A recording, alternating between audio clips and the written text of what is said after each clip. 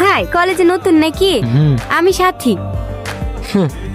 তোকে ইগনোর করে চলে গেল। যাই বলিস, ছেলেটা কিন্তু বেশ হ্যান্ডসাম। ও যতই বড় লোকের ছেলে হোক, আমি ওকে আমার গোলাম বানিয়ে ছাড়বো। আমাকে একটু লিফট দিন না। কোথায় যাবেন? এই সামনে। ঠিক আছে, আসুন। আপনাকে তো আগে কখনো এখানে দেখিনি। আপনার বাড়ি কোথায়? আমি দেশের বাইরে পড়াশোনা করতাম, এই কিছুদিন হলো এসেছি। হে, এখানেই থেকে যাওয়ার প্ল্যান করছেন বুঝি? আপনি কি করে জানলেন? এই যে কলেজে অ্যাডমিশন নিলেন। বাহ, আপনি তো অনেক ট্যালেন্টেড দেখছি, সবকিছু তাড়াতাড়ি বুঝে ফেলছেন। আমি এমনই, কাছের মানুষগুলোকে খুব তাড়াতাড়ি বুঝে ফেলি। মানে? কিছু না, আপনার ফোন নাম্বারটা পাওয়া যাবে? নাম্বার কি করবেন? আপনি তো এই কলেজে নতুন এসেছেন, আর কিছুদিন বাদে এক্সাম। আপনাকে স্যারের লেখানো আগের নোটস গুলো পাঠিয়ে দিতাম। ও ঠিক আছে, নাম্বারটা নোট করেন। 933961। এখানে দাঁড়ান। হ্যাঁ, ধন্যবাদ। আর হ্যাঁ, আপনার নামটা তো জানা হলো না। আমার নাম রিয়াজ। হ্যালো, কি করছেন? কে তুমি? আমাকে আপনি চিনবেন না। ঠিক আছে, রাখছি। আরে ওয়েট ওয়েট ওয়েট, আমি সাথী। কোন সাথী? আজকে আপনার সঙ্গে লিফট নিলাম না, মনে পড়ছে? ও, হঠাৎ কল দিলেন যে? একা একা লাগছিল তো, তাই ভাবলাম আপনাকেও একটু ডিস্টার্ব করি। কল দিয়েছেন ঠিক আছে, কিন্তু আমি ডিস্টার্ব হইনি। কেন? আমিও তো একা, কেউ কল দিলে আমার ভালোই লাগে। আচ্ছা, তাহলে তো আমি আপনাকে কল দিতেই পারি। অফকোর্স।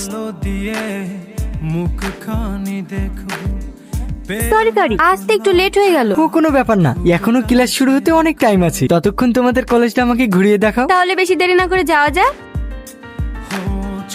হ্যালো, কি করছো তুমি? বসে আছি। আচ্ছা, তোমাকে একটা কথা বলবো? আমি যদি বলি তোমাকে ভালোবাসি, তুমি কি আমাকে ভালোবাসবে? যদি বলি না? বেশি কিছু করবো না। আর যদি বলি হ্যাঁ, তাহলে? আমার তরফ থেকেও হ্যাঁ। I love you. I love you two.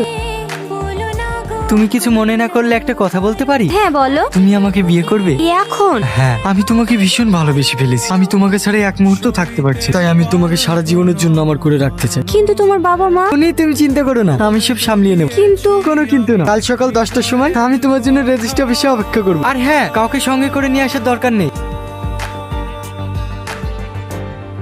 Rohan, তুমি এখানে? হ্যাঁ, আমি বিয়ে করতে এসছো। এর সাথে তোমাকে অনেক মায়াবী লাগছে, কিন্তু এই মায়াবী মুখের ভেতরেই লুকিয়ে আছে এক ধোঁকাবাজ চেহারা। তুমি এখানে কি করছো? তোমাকে তোমার আসল রূপটা দেখাতে এসেছি। তোমার মতন মেয়েরা নিজের স্বার্থের জন্য ছেলেদের জীবন নষ্ট করে। আমি কারো জীবন নষ্ট করিনি। এই এখন অনেক মেয়েরা 3-4টি করে বয়ফ্রেন্ড রাখে। খুব সহজেই বলে দিলে, তাই না? একটা ছেলে তার সমস্ত কিছু দিয়ে ভালোবাসে, আর তুমি ছি।